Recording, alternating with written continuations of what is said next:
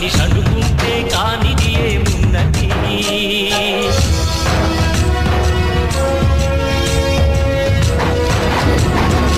एक माँ ही अपने बच्चे के लिए देखो इतना मेहनत చిలిపి బాలుడనుకుంటే చిటికనేలు అనుకుంటే కృష్ణుడెత్తలేడుగా గోవర్ధన భారం. సీతగాని లేకుంటే చేత కాదు అనుకుంటే విల్లు విరవలేడుగా శ్రీరాముడు సైతం. మనసుంటే కనపడదా ఏదో మాత్రం, కసి ఉంటే జతపడదా